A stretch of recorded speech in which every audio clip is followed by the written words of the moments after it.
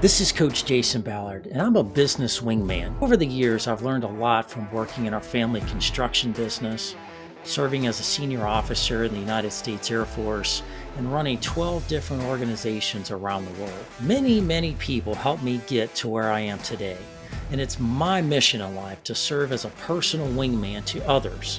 That's what this podcast is all about, providing knowledge, tools, resources, and mentorship to help people soar to their highest altitude. And welcome back to the Soar Higher podcast. This is your host, Coach Jason Ballard. Real privileged to be back with you today.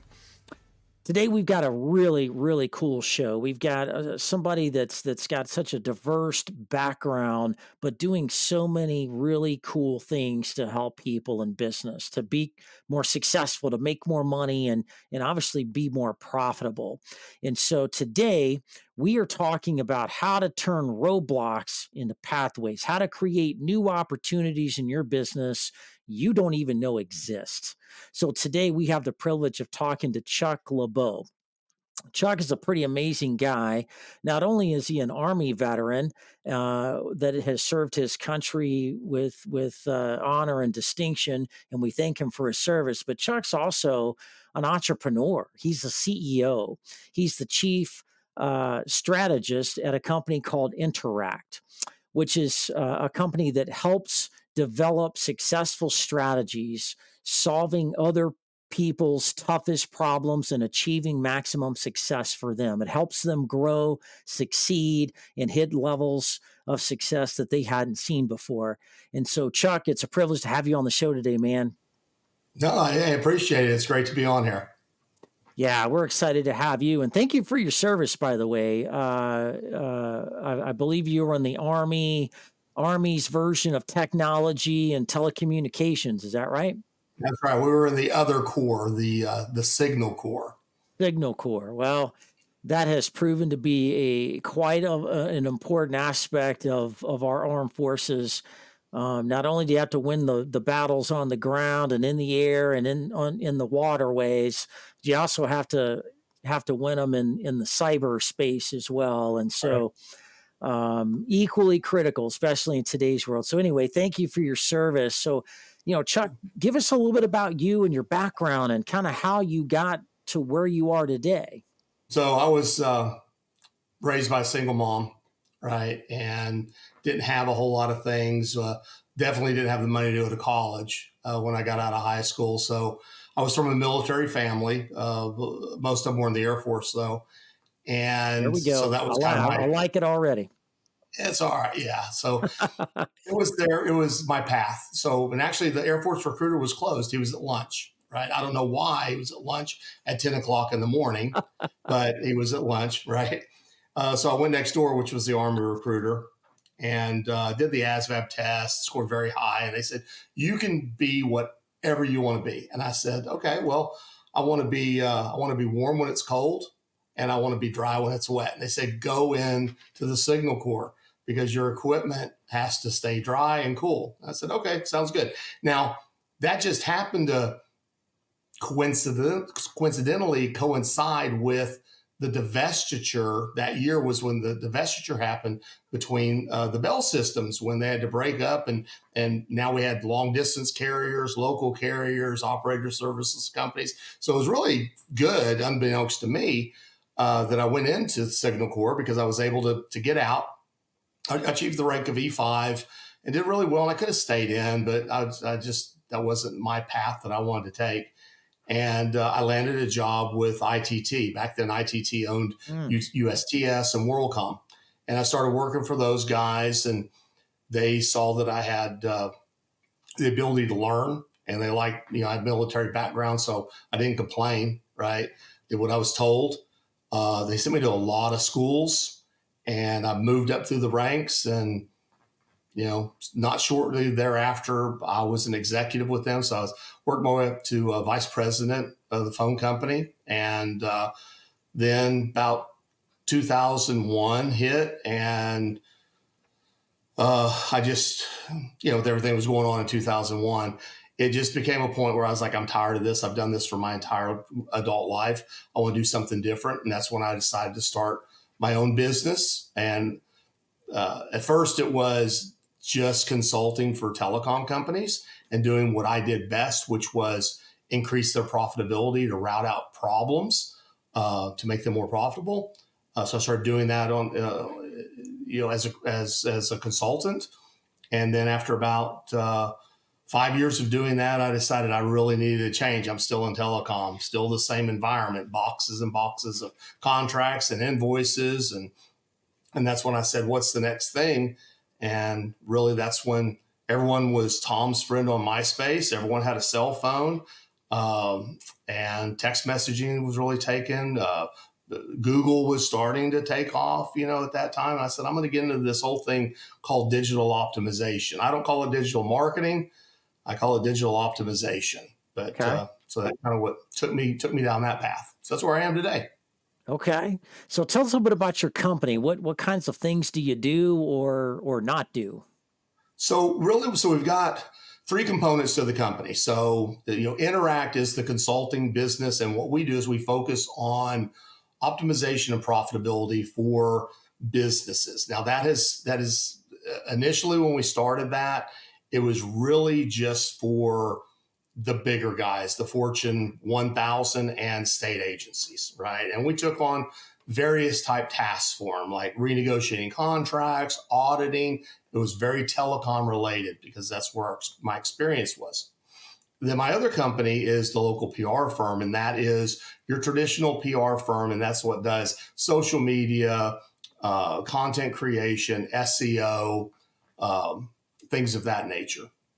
And then our latest endeavor, which just started at the beginning of last year, is our AI innovation company, where we actually train AI on a business, on the business, on the industry, on their customers, and on their community, so that you can really get a lot out of AI as a small business owner. Okay. Wow, that sounds like a pretty powerful combination of things, because everybody's trying to figure out AI. Everybody, there's 1,400 flavors of it out there, and everybody's trying to navigate through that and figure out how to use that. What are some Mhm. of the things you're seeing? What's some of the conversations you're having with business leaders that are looking to incorporate more of this kind of technology? So I really want to focus on small businesses, right? And for small Okay. business, I tell them, listen, it's not about finding the right AI. It's about training the AI right. So there's all these iterations of AI out there. Whether you've got ChatGPT, you've got Grok, you've got Bard, then you've got all of these companies out there that have built their solutions off of these. But it all comes down to the same thing. They're trying to pre-can something for you to use for your business, and it's not being trained, right? So Hmm. what we do, and what I tell these small businesses is, listen, if you want an AI that's going to help you, instead of just being general and helping everyone the same, let's train that AI. That's what, so GPT stands for generative, which means it can generate ideas, novel concepts, pre-trained transformer. So pre-trained transformer. So it's pre-trained in all things that it's trained in, but it's not necessarily pre-trained on Joe's barbershop. It knows what a Huh. barbershop is, but it doesn't know who Joe is. It doesn't know how Joe speaks, what his persona is, his personality, doesn't know who his clients are, doesn't know the community that Joe lives in, doesn't know that Joe was an Army vet. So what we do is we build what's called a corpus or a data set, and we train an AI about that person, that business, that community, that industry, so that it becomes a very effective and functional piece of their team to be able to generate content for blogs to help with SEO, content for articles to help for SEO, to generate social media posts that resonate with its customer or their clients, to generate emails, marketing plans, really whatever you want, right? We can train that AI to do for that business as an assistant. I'm not big on having AI, turn knobs and push buttons, and I don't want it to do anything automated. That's just my personal belief. So really, I build it as a personal assistant where you can go in there and ask it. Right? And it's all about, you know, human insight married with AI efficiency. Hmm. I don't want the AI doing anything. I want it to be a marriage between humanity and artificial intelligence, creating something that would be novel or something that would benefit that company. Yeah. Interesting. It's funny how things don't change with time. We live in a world of everything's changing, everything's rapid, everything's now, everything instant gratification. And something you mentioned just it doesn't matter how fast or what all's going on in the world. Some things really don't change, principally Correct. speaking, right? We have people, human beings doing work in the workplace for hundreds and hundreds of years, thousands of years, whatever that may be. Right. And the thing about humans is they need to be trained, they need to be continuously informed and expanding their knowledge and open to new ways of doing things. And then we go Mm-hmm. out and we buy computers and we buy technology and systems and automation and all of these things. And one of the biggest things I heard you say was, and we have to train it, right? And Because ourselves on how to use it. Yeah. exactly, how to think differently. The capabilities, are endless, but if we don't think about how to use that resource, just like if I brought you in a nuclear physicist who's one of the smartest people on the planet, and we don't know how to apply that to make the business better, a nuclear physicist may be no good to you, right? So you bring in this technology. How do you train it? How do you make it the most impactful? How do you guide people through that?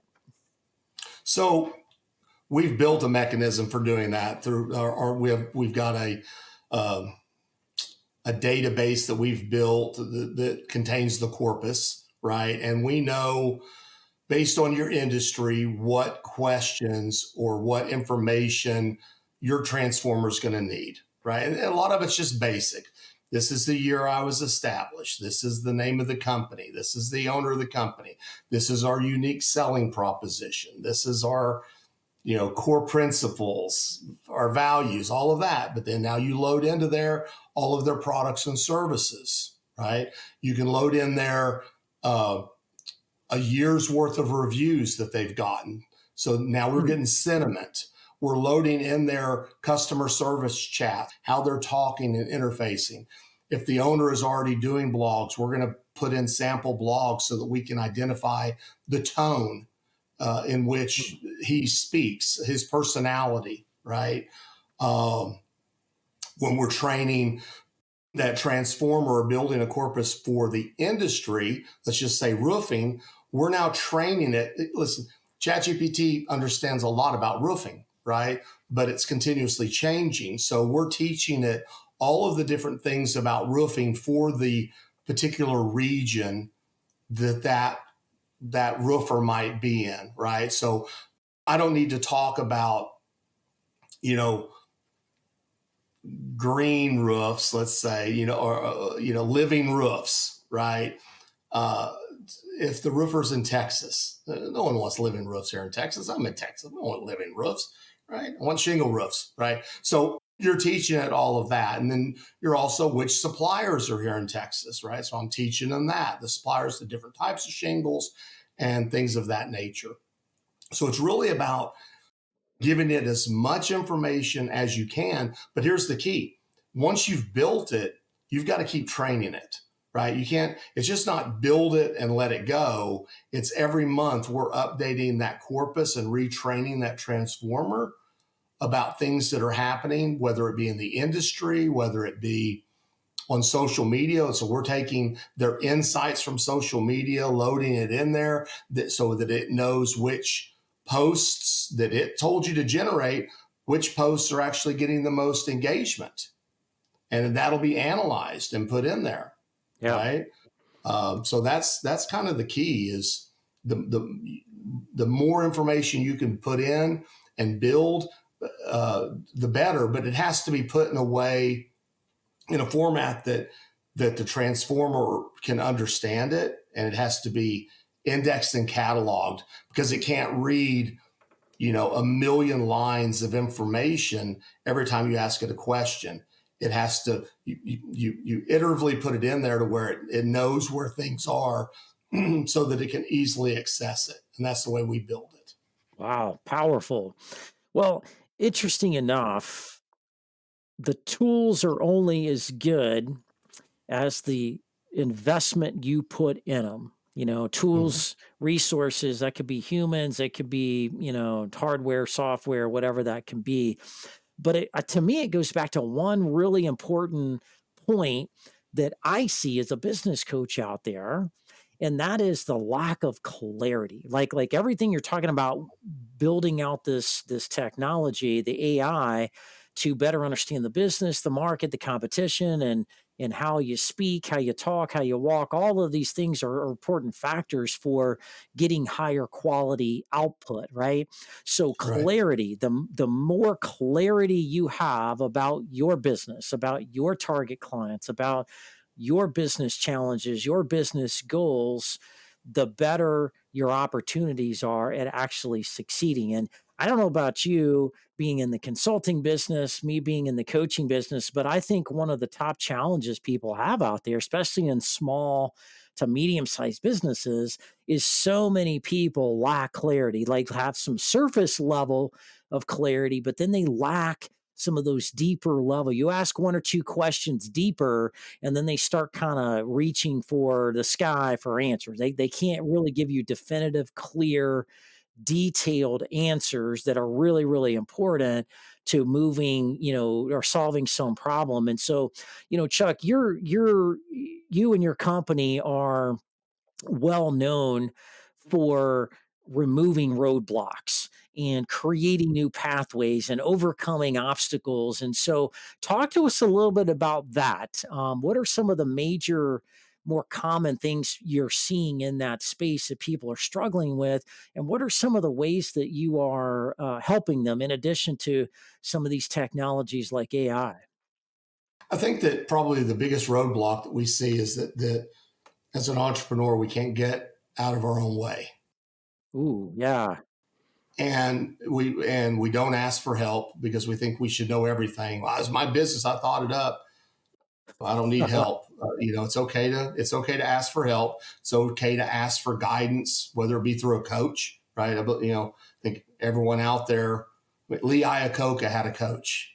Yep. I mean, okay, so anyone that thinks that they don't necessarily need a coach is way too into themselves, right? We can always Yeah. learn from someone else. But the biggest problem that I see is that most business owners don't know what their real problem is. They know what the symptom to a problem is. Okay. Mm, So, an example, I need more revenue. Well, why do you need more revenue? Because I need more money. Okay. Well, do you need more revenue or do you need more profit? Right. Which would you rather have? Would you rather have increased profit or increased revenue? Because I can bring you all the revenue in the world and it might put you out of business.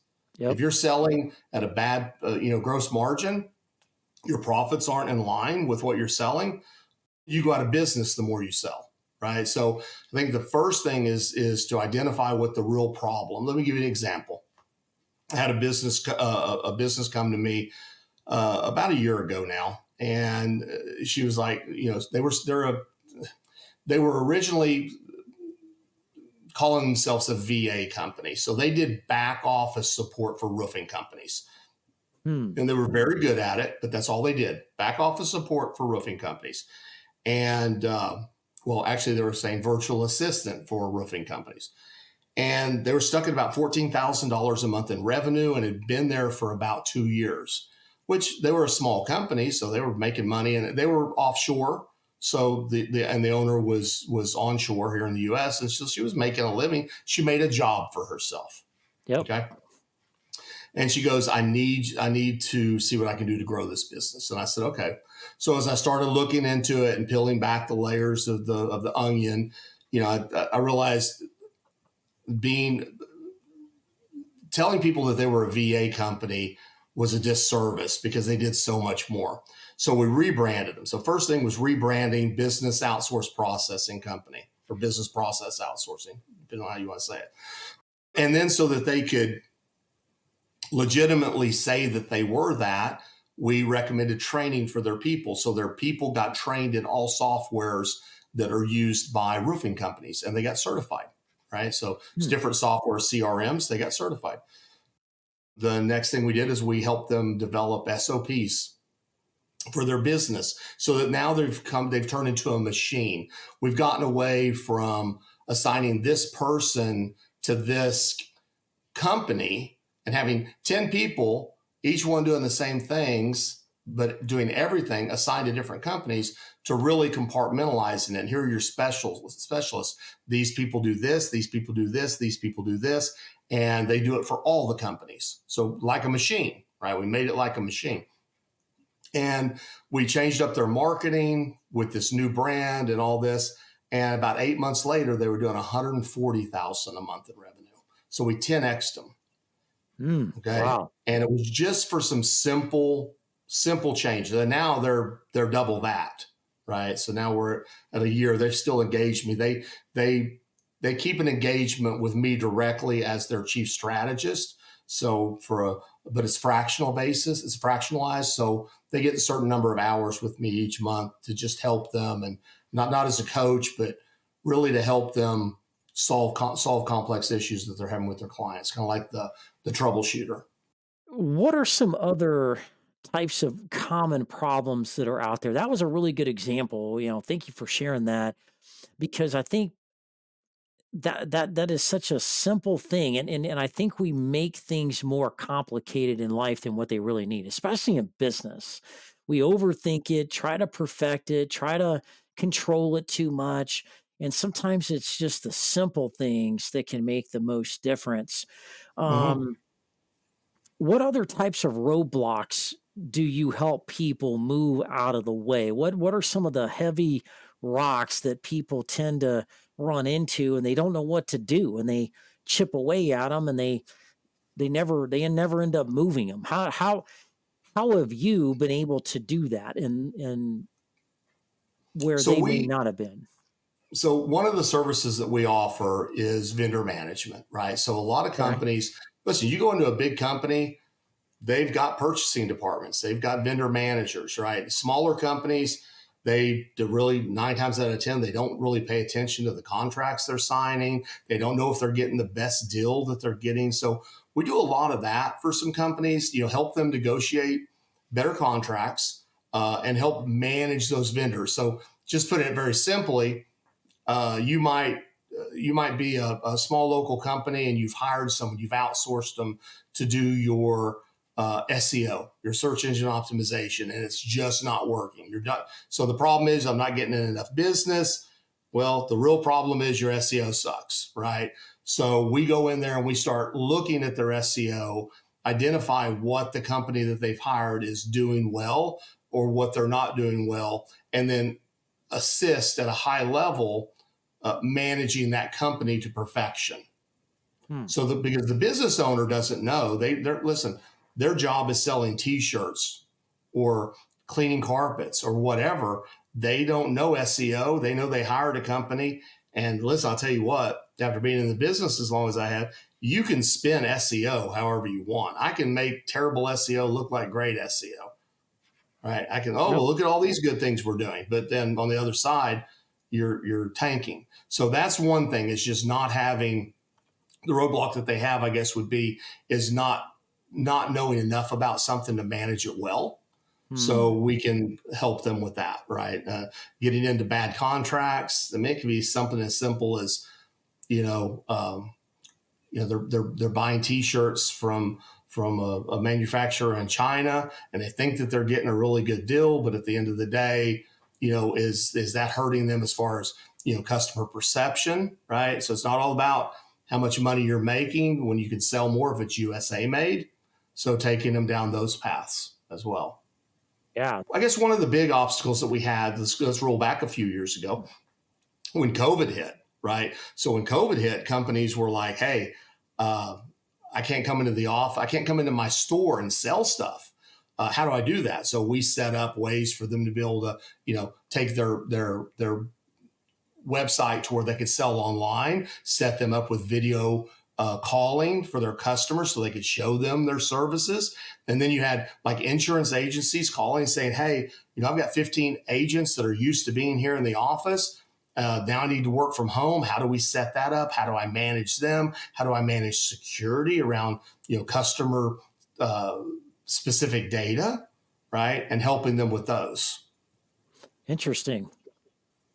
Well, I've got another question for you. We talked about roadblocks and some of the challenges that some of these people go through in business. It's hard being an entrepreneur, man. Sometimes you feel kind of lonely out there. It's hard to ask for help. People have pride and dignity, and they want to, keep fighting the fight and thinking they're going to overcome some of these challenges.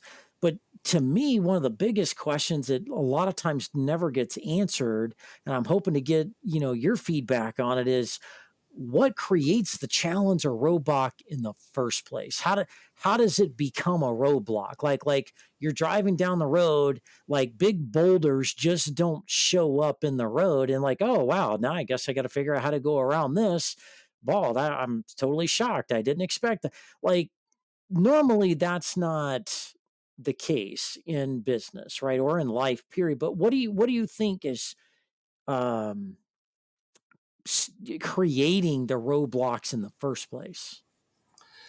Well, listen, I think you're right. Nothing happens without a little bit of warning, right? But I think that as an entrepreneur, sometimes we get our nose so far down in the weeds that we aren't looking at the big picture. So that a lot of things can collapse around us. If you've hired a good team and you've put good processes in place, you should be able to avoid most, oh crap moments like that. But I think that probably the biggest problem that I see in businesses is that they just don't have a clear understanding of where they want to go. So the road is Mm. clear, but they're just driving on the wrong road. So is it lack of knowledge or just Lack of lack of strategy, like unknowns? they're not Okay. strategic. The biggest problem I see in entrepreneurs is they've got a lot of they've got a lot of knowledge, and they've got a lot of drive, and they've got critical thinking skills. Okay, but they don't necessarily have strategic thinking skills. So it's one thing to be reactive. It's another thing to be proactive. Yeah. And and So when you how do you play, develop strategic skills? A lot of small business owners are, they are in their forest and they're doing their thing, and sometimes they don't know what they don't know, and a lot of times I run into people that hit a ceiling, right? They're growing, they get to a certain point in their career, they hire some employees, and then there's a certain kind of inflection point where they just kind of hit a ceiling. They stop being able to grow at that pace and deliver at that pace. And there's fears there because they're afraid of the unknown. They're afraid of change. They're afraid of what's on the other side of whatever that roadblock or ceiling may be, right? And so how do you help people think more strategic? How do you open up the blinders, so to speak, to different things, bigger ways of thinking? But what is your process you take people through when you start working with them? so remember, and because this is funny, I love this conversation because you're a coach. You've got a totally different process than a consultant, right? As a consultant, they hire me and pay me an hourly rate to fix their problems, whereas you're guiding them and nurturing them and teaching them, right? And my job is to get a bulldozer and go through the wall, right? They hit a roadblock. Strategy is all if then else, right? Just like computer programming, if then else. If we do this, then what will happen?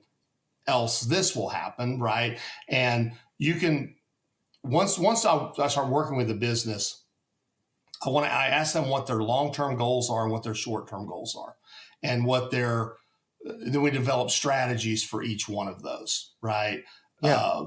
When I ran into that VA company, they had hit a wall. They had hit that hard impasse.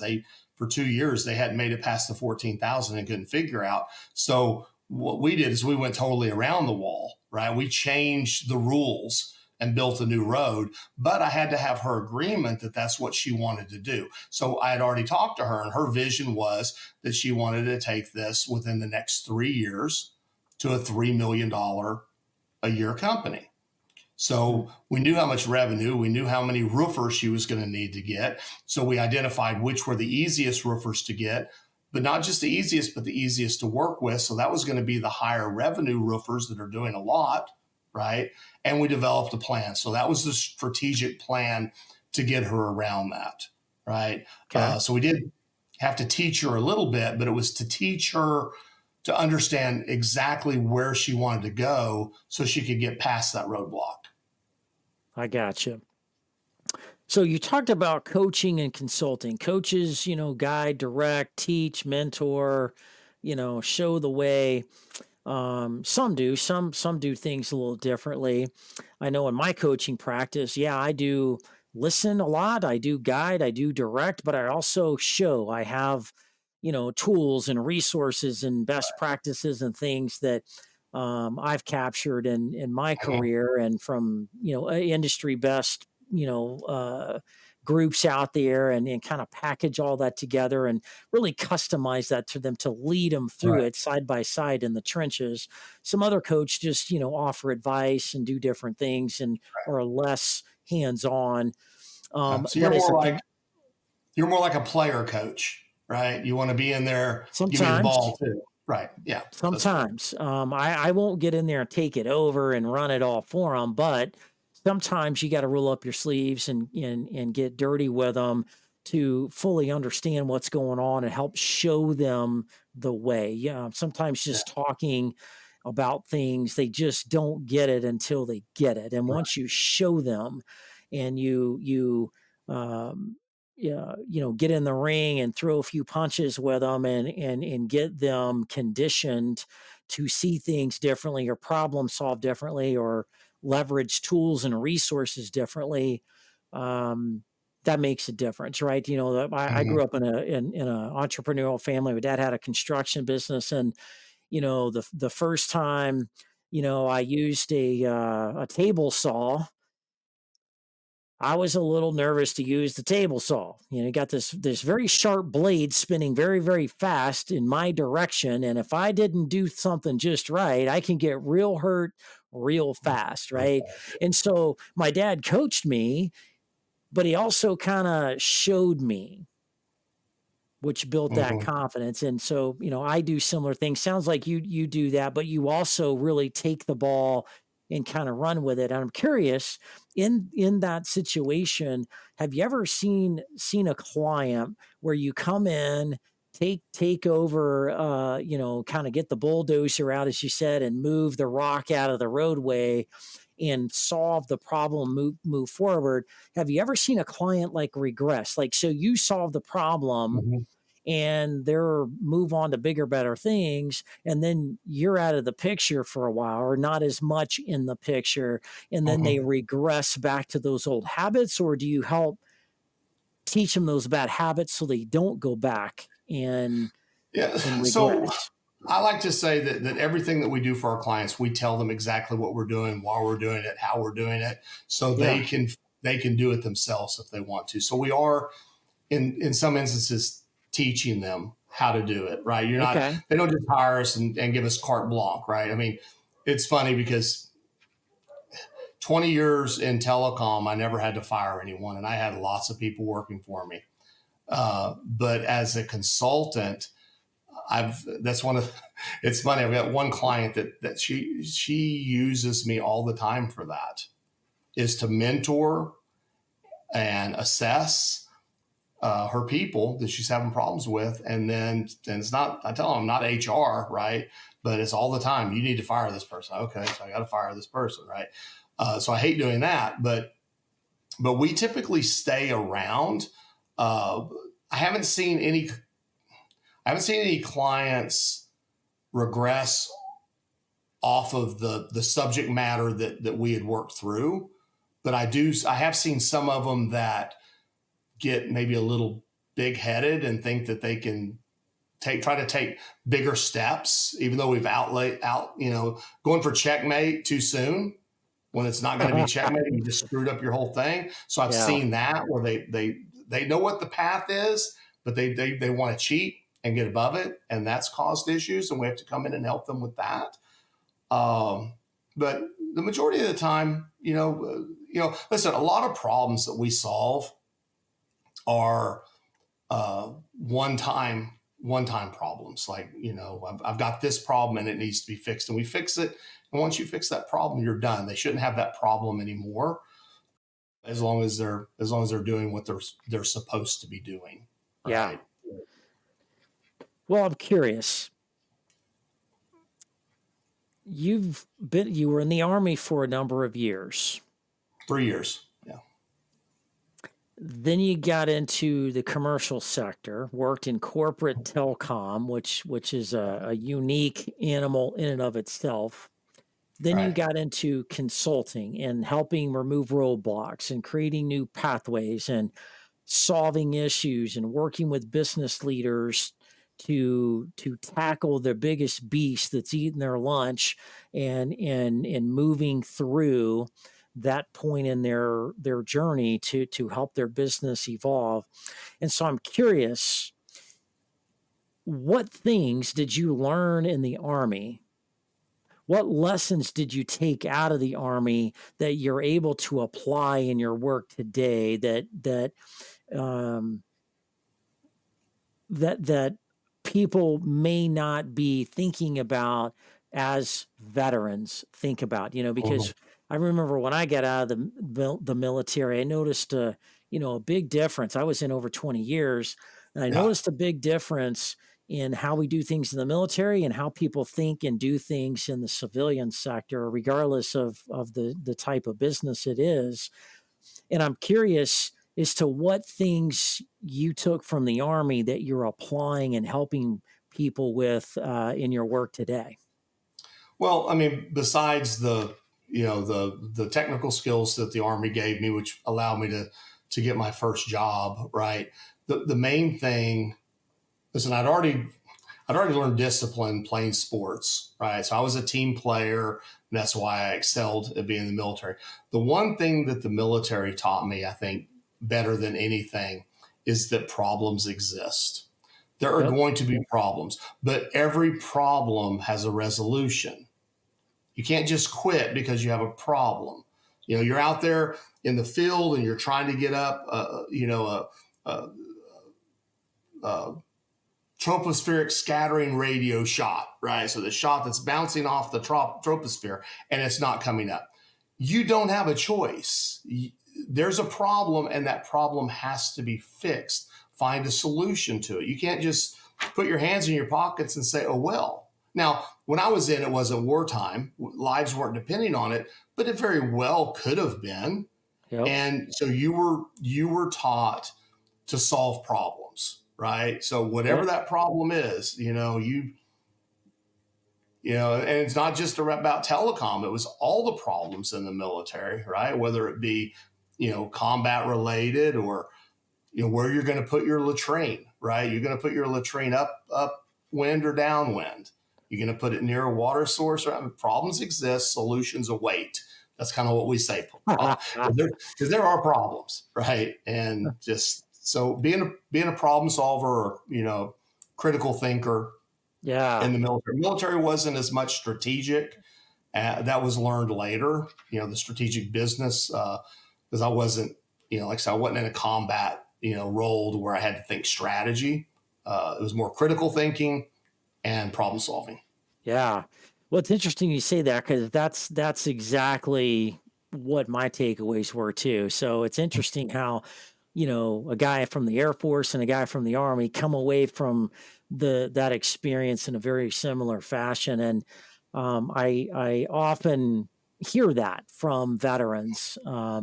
Yeah, critical thinking, because you could be out in the middle of nowhere. I remember in 2003, we were the first. I was in a special ops unit, and we were the first group of people going into Iraq when we invaded Iraq in early 2003, right? And we're out in the middle of nowhere.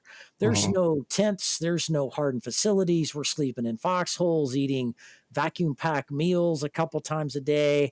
There's the elements, there's rain, there's cold, there's, you know, heat and you name it, like, wild animals. I mean, we're out in the middle of nowhere, austere conditions, right? This is not a Mhm. stateside base with nice air conditioned buildings. No, this is out in the wild here, and you have what you have, and you got to Right. make what you have work and engineer. And military people are very adaptive. They normally can be very I'm trying to think of the right word, kind of not engineers, but just thinkers and how to solve problems and figure things out. MacGyver-like. MacGyver, yeah. If you ever remember the show MacGyver, where he could take bubble gum and a pine cone and make a bomb out of it, just very ingenuitive kind of ways. And because it is about survival, it is about taking care of each other, it is about figuring out how to deal with things in life um, that get thrown your way that you don't expect, and how to deal with them, right? Because every problem, every challenge, roadblock, barrier, ceiling, everything that we come in contact with has options, Mhm. has solutions, and how you think through that process is critical. And so, what I've learned from you today, Chuck, and man, just so appreciate this conversation. I think people are going to take a lot of lessons from this. Is that you help people think through that, your military training, your background.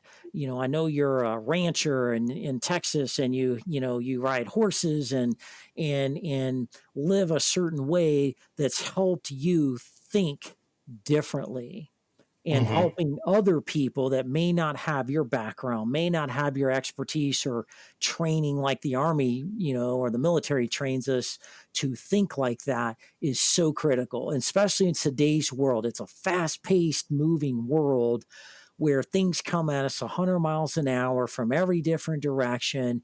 And slowing down, recognizing where we're at, recognizing the challenges, and really not just this feels bad or this looks bad, but really, what are the root level issues here, and Right. thinking through them is important. And so, Right. Chuck, as we kind of conclude today's podcast, what are the top two things you feel are most important from your experience that you can share that people need to take away from this, in addition to some of the things we've already talked about?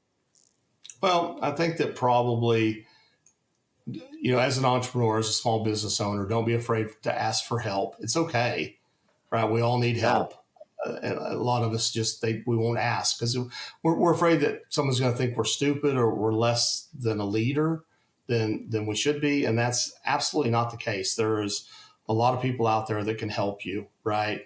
Um, your network of people can help you, right? You don't necessarily have to hire a high dollar consultant or coach, even though you should. That's our plug, right? But you can get help. You can get sound advice from people. There's routinely a problem that someone has that someone else hasn't seen and figured out how to get Yep. through it. Now they might have, it's kind of like I tell my kids. I said, don't learn from what I learn from my mistakes, right? Right. Right. Um, so that's very important, right? Is to not get in your head, to ask for that help. And then the next is don't wander aimlessly, right? Figure out what your path is, create a strategy, or at least a goal, right? Even if it's just dropping, hey, this is what I want to do today. This is what I want to do next week. This is what I want to do next month. Set a path. Don't just get caught to where you're just walking around. Because in the military, listen, if you're getting shot at, first thing you do is get out of the way. You don't think about it. You get out of the way. You get cover, right? Yep. Then you figure out how you can stay away from them. And then the third thing you need to do is figure out how you can defend yourself, right? So as in business, make that first decision that fixes the problem as quickly as possible, right? Figure out how to not be in that not have that problem anymore, and then figure out how to keep from having that problem. Yeah. Yeah. Great advice. Great advice, Chuck. I think we can all apply these things and make our businesses and lives better. Well, Chuck, man, so awesome to have you on the show. Always great to be with other veterans. Veterans just kind of click when they get together and have a certain esprit de corps and just energy when they get together. I'm just glad you weren't a Marine and I had to send you my notes overwritten in crayon. So No, in the Air Force, you'd have to send me an email, and I'd check it on the golf course in the middle of the day, and and triplicate, everything's written in ink in the Air Force. Yeah, that's right. That's black right. ink, triplicate. That's right. Well, Chuck, how do people learn more about you, your business, how you can help them remove these barriers and create new pathways? What's the best way to contact you? So the easiest way is you go to Ask Interact. So askinteract.com. From there, it talks about our generative AI program. It talks about our local PR program. And then it talks about the consulting program, which is really, that's just me. The consulting's me. So if you hire a consultant in our company, it's me you're getting. So if you don't like me, then might as well not give us a call. But the local PR for SEO, social media, and things like that, all of that can be found on Ask Interact. Awesome. Well, thank you so much. We'll make sure to put that in the show notes so people can quickly go to that, find that, and reach out and talk to you and ask you some more questions about what you do and how you do it, and help them remove some of the roadblocks that may be existing in their business. So that's it for today's show, folks. Thanks again to Chuck and all the great work he's doing. Thanks for your service to our country and continuing to serve people out there in business that are looking to continue to grow and evolve and be better and better and make the lives that we live much better as well. Stay tuned next week. We've got another great show, another great guest that's going to give us some really important tools and tips of how to continue to better ourselves up in different ways than you've ever thought of. So you won't want to miss that. Everybody, have a great week.